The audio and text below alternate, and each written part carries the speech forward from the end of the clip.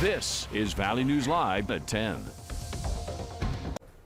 Good evening and Merry Christmas, everyone. Thank you for spending part of your Christmas Eve with us. We're going to take you now to a first look at the forecast where we have a string of winter weather advisory days and first alert weather days.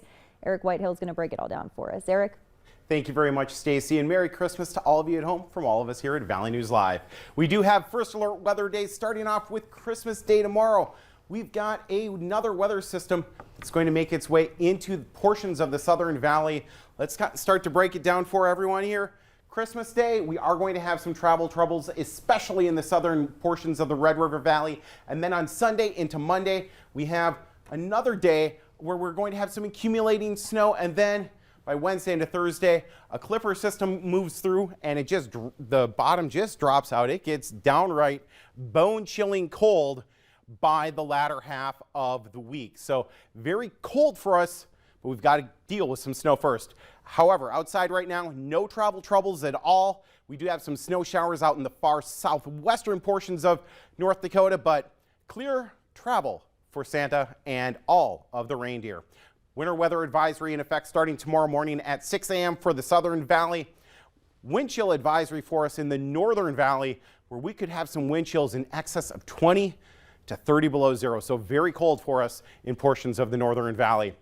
Taking a look here at all of our stockings, looks like we didn't get cold in our stockings this year so far. So that's really good for all of us here. But we are going to wake up with some snow showers by tomorrow morning. Weekend planner. Saturday and then Sunday, we have another weather system on Sunday that could bring some pretty significant travel impacts for us here, Stacy. You want to keep it tuned right here to Valley News Live. Make sure you have the Valley News Live weather app handy because could be some very messy travel Sunday night into Monday. It's hopefully no cold for anyone tonight. Thanks so much. I'm hoping not. All right, thanks, Eric. Thanks, Stacy. For many, the Christmas season is a time of rest and relaxation with family and friends, but for law enforcement, it's one of the most stressful times of the year. North Dakota Highway Patrol officers are spending their Christmas Eve on the road, saying by far the hardest part is responding to fatal crashes. It becomes even more tragic during the holiday periods. You know, when we have to go knock on somebody's door on Christmas Eve or Christmas Day and say, hey, your loved one is not coming home. With wintry weather headed our way, Highway Patrol wants to remind everyone to be careful and slow down. Authorities are now confirming 2 children died in a house fire near Bemidji. Here's a look at that fire along Pony Lake Road as it was raging yesterday morning. The house is about 13 miles northwest of Bemidji. The fire started on the second story of the home and it was fully engulfed before crews arrived. In the rubble of the home, firefighters found the bodies of 2 children. Officials say during the fire they tried to go upstairs, but the flames were too intense. One woman has minor injuries. Still no word on the cause of the fire. Now, just before that house fire, crews in Bemidji also had to battle a multi-vehicle fire. That started just before 5 a.m. in the city. 2 vehicles were on fire close to a building. They're both destroyed, and a third car was dangerously close to the flames. That vehicle has minor damage. No damage was done to the nearby building, and no one was hurt. President Biden is lifting the travel ban imposed on 8 South African countries. According to a White House official, the restrictions will be lifted on New Year's Day. The U.S. and a number of other nations banned travel from some countries in South Africa after the country announced the existence of the Omicron variant. Christmas flight cancellations were stacking up all day at MSP. According to the airport's website, at least 30 flights were canceled, more than 50 delayed. We're told weather problems and COVID staffing shortages are to blame. Reporter Mariel Mose spoke to frustrated travelers.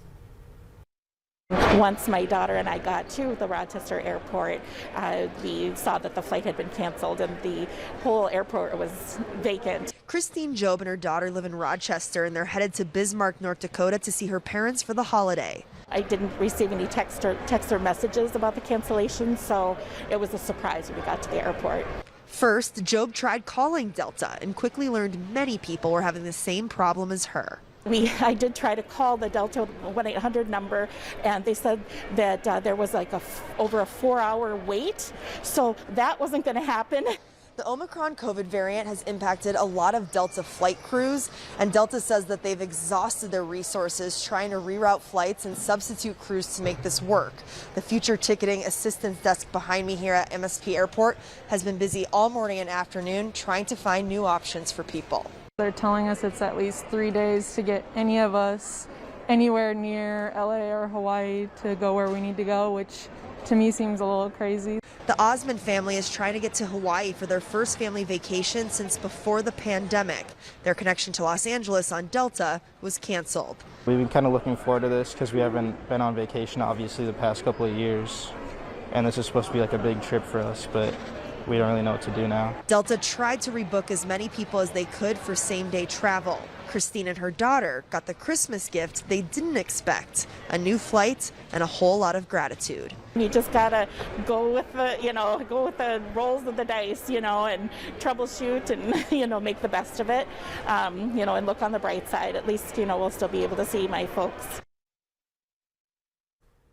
Now tonight in Fargo, a flight to Phoenix has been delayed, and we just learned that a flight that was scheduled to arrive at 10:40 from Minneapolis is canceled. But in Grand Forks, flights appear to be running on time. If you're flying tomorrow or anytime this weekend, keep a close eye on your flight status. It can change quickly, and these cancellations could lead to backups in the coming days. You see Santa at the mall, you see him in commercials, and you see him during the holiday season. But did you know that he's also on the city council in the North Pole? Aaron Walling is in studio to tell us about this extraordinary man. Aaron?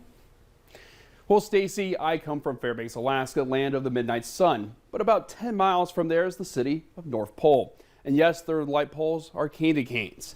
And Santa isn't just a city council member. He also is a monk, an activist, and a beloved figure in the 49th state. I spoke with him about his journey from how he got his name to becoming an advocate for kids in the state of Alaska. Nice to have little kids just be open and willing to share their love, and I get a chance to share a little bit back. In the town of North Pole, Alaska, lives a man named Santa Claus. He's a chaplain, turned Christian monk, turned city council member. He won the spot during the elections in 2019, and everyone in town knows who he is.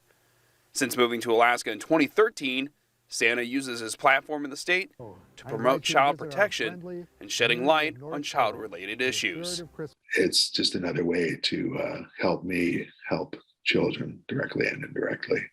So I'm pretty pleased with the reception it's received, and I plan to continue doing Santa as long as I can. Now, he wasn't born Santa Claus. He grew out the beard for fun. But when he realized how much he resembled jolly old St. Nick, he saw it as a blessing and wanted to use it to help others. After praying, the inspiration hit him out of nowhere. It was a random stranger, he says, that called him Santa. About 20 seconds after I finished my prayer, this white nondescript car came up the road towards me, and its windows were open. And just as it went by, this young male voice yelled out the window, "I love you, Santa." And this was in February, and I was pleasantly surprised that I had an immediate answer to my prayer. And Santa has a message to everyone watching on this Christmas Eve. May all of you viewers and listeners have lifetimes filled with happiness, peace, good health, prosperity, and most of all, love, the greatest gift. Merry Christmas. Well, Stacy, they say that Santa is everywhere, even on the city council.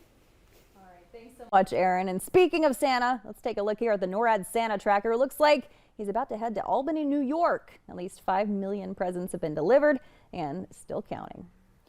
If you're looking for a Christmas meal tomorrow, you can get a free meal at the Red Raven Espresso Parlor. It's located at 916 Main Avenue. That'll run from noon until 7 p.m. They say the meal is available until it's gone. The food is being provided by the Community Culinary Corps Project. Still ahead tonight, a winter wonderland of Christmas lights on display in Minnesota. We'll hear from the man who started it all.